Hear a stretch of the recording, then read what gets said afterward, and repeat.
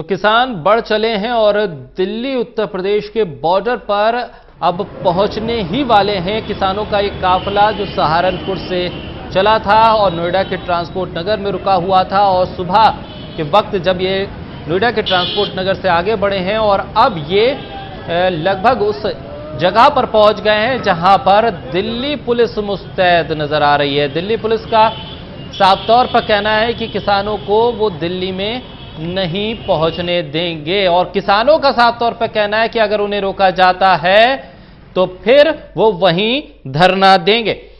कुलदीप हमारे सहयोगी उस वक्त उसी बॉर्डर पर मौजूद हैं जहां पर अब किसान पहुंचने ही वाले हैं। कुलदीप, किस तरह की हलचल फिलहाल इस वक्त प्रशासनिक अमले में देखने को मिल रही है, क्योंकि 10 से 15 मिनट की दूरी पर इस वक्त किसान हैं?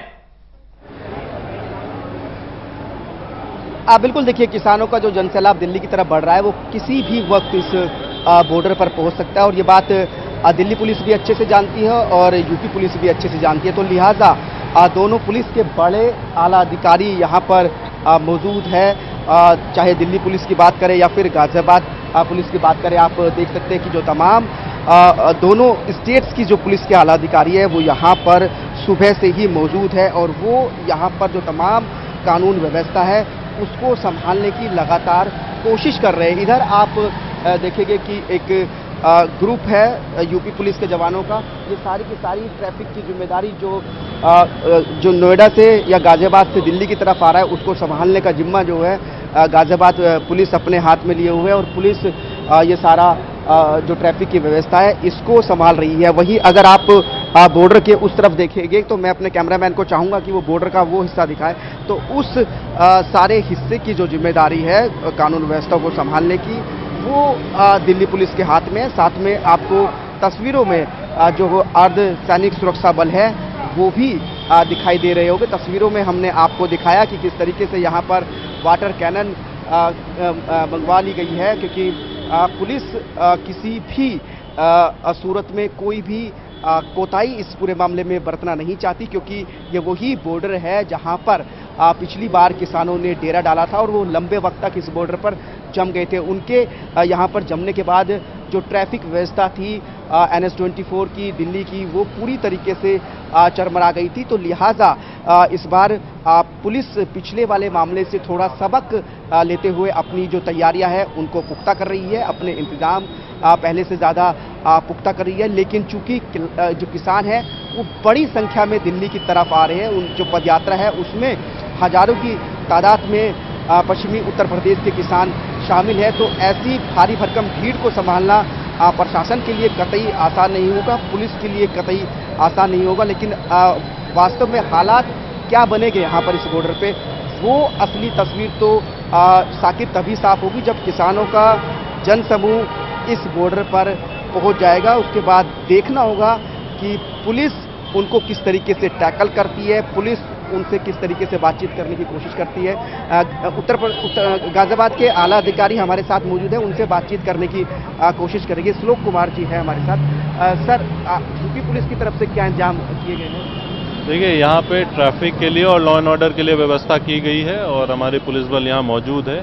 ट्रैफिक सुचारू चलता रहे इसके लिए हमारे फोर्सेज अलग अलग जगह लगे हुए हैं और अगर आवश्यकता पड़ती है तो उस हिसाब से डाइवर्जन किया जाए। आप ट्रैफिक एडवाइजरी आप लोगों ने जारी की है, क्या हिदायत आपने लोगों को दी है?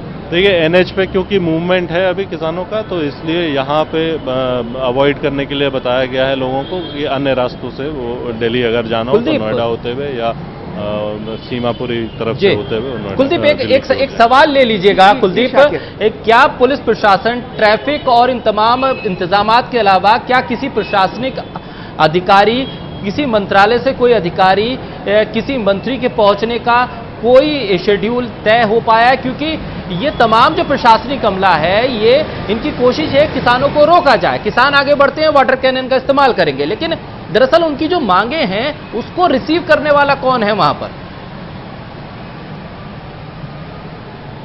देखिए, अभी उनकी मांगों को कौन रिसीव करेगा, उनका जो ज्ञापन सौंपना है कृषि मंत्रालय को वो कौन रिसीव करेगा, उसका इंतजाम यहाँ पर नहीं है। लेकिन ये सारी चीज़ें जो है किस तरीके के हालात यहाँ पर थोड़ी देर बाद पैदा हो गए उसके बाद ही तय होगा। किसान ये चाहते हैं कि उनको जो है शांतिपूर्वक जो है किसान घाट जाने दिया जाए और वहां से वो अपना जो ज्ञापन है वो कृषि मंत्रालय को सौंपेंगे अपनी 15 सूत्रीय मांगों का। और चूंकि एक बड़ा जन सैलाब दिल्ली की तरफ बढ़ रहा है तो पुलिस की कोशिश यही होगी कि इन किसानों का एक डेलीगेशन जो है वो दिल्ली भेजा जाए। जो तमाम बाकी किसान हैं उनको यहीं रोक लिया जाए, क्योंकि पुलिस को ये आशंका है कि अगर तमाम किसान जो है वो दिल्ली में जाएंगे इस पदयात्रा के रूप में तो दिल्ली में जो ट्रैफिक व्यवस्था है वो पूरी तरीके से प्रभावित हो सकती है।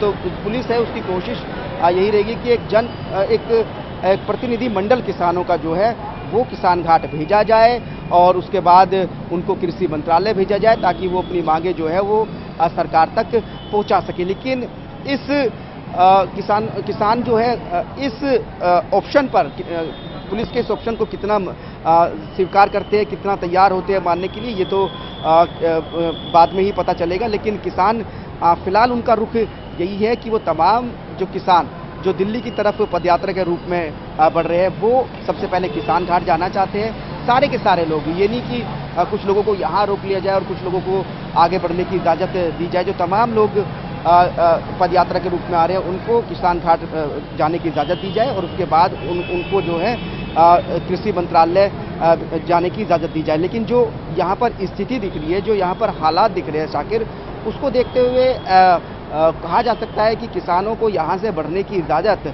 पुलिस की तरफ से बिल्कुल नहीं दी जाएगी, क्योंकि यहाँ पर जो रास्ते हैं उनको बैरिकेडिंग करके बंद कर दिया गया है। ट्रैफिक इस सड़क पर रोक दिया गया है। हालांकि जो ऊपर का फ्लाईओवर है वहाँ पर अभी ट्रैफिक चल रहा है, लेकिन बताया जा रहा है कि उसको भी थोड़ी देर बाद बंद किया जा सकता है। तो ऐसे में जब अभी बैरिकेडिंग कर दी गई है तो इससे तो ऐसा ही लगता है कि जो किसान हैं उनको इसी बॉर्डर पर रोक लिया जाएगा और उनको आगे नहीं बढ़ने दिया जाएगा। जी।